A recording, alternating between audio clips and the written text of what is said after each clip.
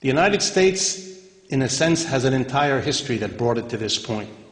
One of the reasons this turndown is so bad and is lasting so long, we are now finishing the third year of this crisis. Begins in the autumn of 2007, we're in the autumn of 2010. One of the reasons it's so bad and is lasting so long and looks so grim is because it's the fruit, the culmination of our whole history. Up until the 1970s, that history had a unique quality that cannot be overstressed. Somewhere between 100 and 150 years of rising real wages. American working people, on the average, got more every decade than what they had earned the decade before. And as happened in the 1970s, a century or more of rising wages came to an end, which it did. Just so you know, and there is no disagreement, left, right, or center, among all the economists that I know who do this work, the average wage of an American worker today, adjusted for the prices you have to pay for what you buy, is about what it was in 1978. No change. After 100 years, 150 years of rising wages, real wages flat. They don't rise for 30 years. Try to further imagine what that means to an American family, working class family, when there is absolutely no public discussion about this, no recognition that this is happening, no public debate about why or what to do about it. So instead, each working class family experiences this as a personal failure. My wages aren't going up. I'm not doing better. What's wrong with me? For 30 years, the wage has been flat. And for 30 years, the productivity of the American worker has gone up. The difference between what you deliver to your employer and what the employer gives you is called the profits.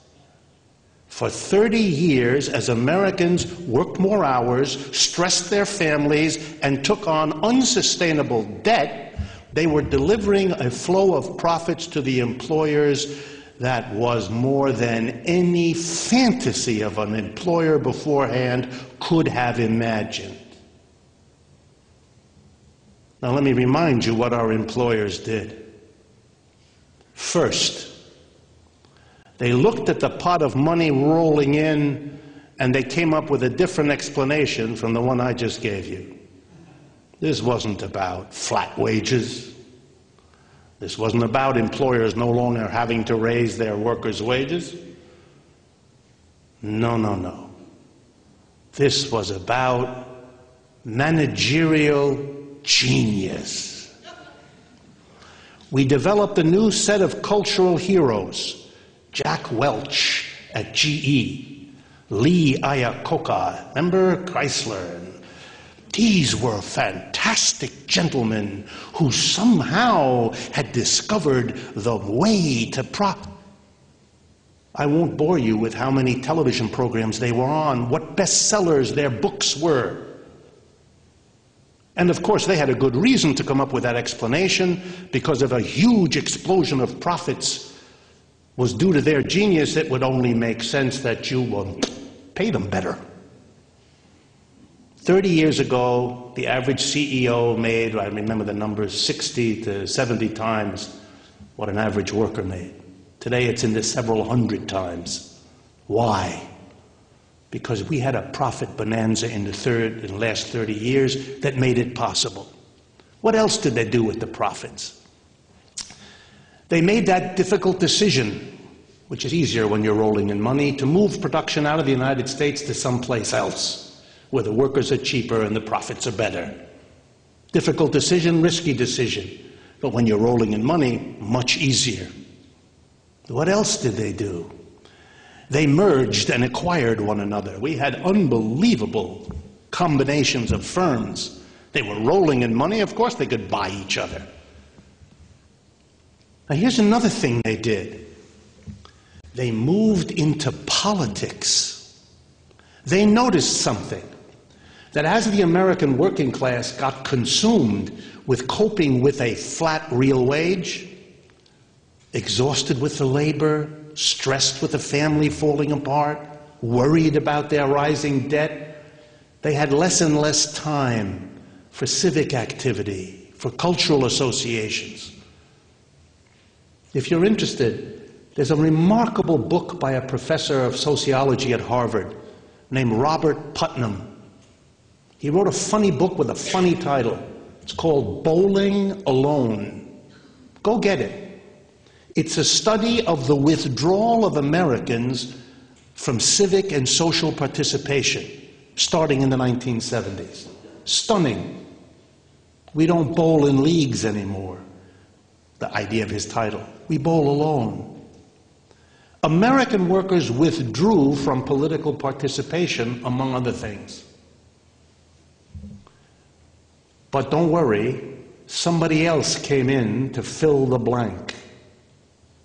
The people with the money, the employers, who suddenly discovered that this money could be put to very good use by buying candidates, parties, lobbyists. I don't know how many of you are familiar with it, but Washington has 400 or 500 congressmen and women and senators and 50,000 lobbyists.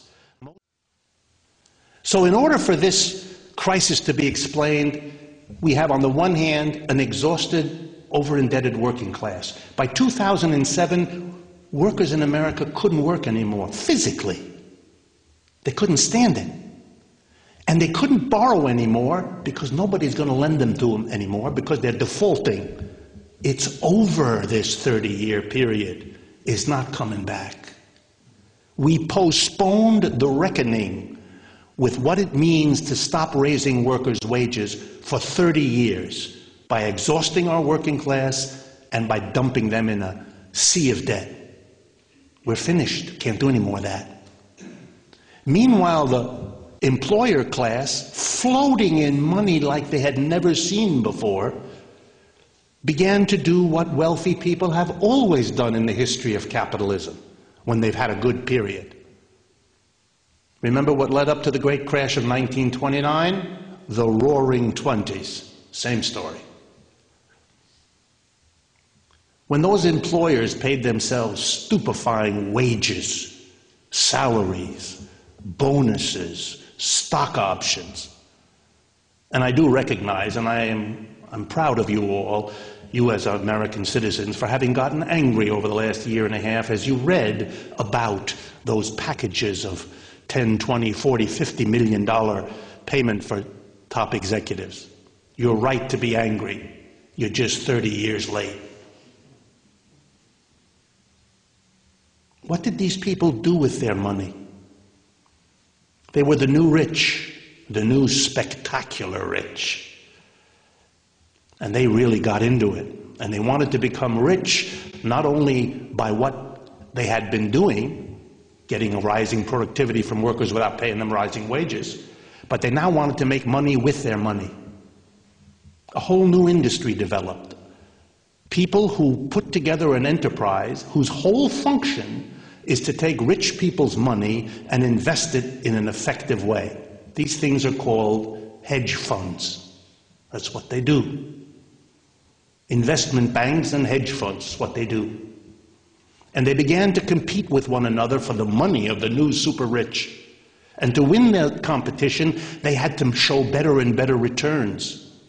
And to show better and better returns, they had to take bigger and bigger risks, which they did. And as has happened every time in the history of capitalism, they began to take risks that didn't pay off. They began to behave in all the ways that very rich people do when it kind of goes to their heads. And when particularly what goes to their heads is a flow of money that they had nothing at all to do with.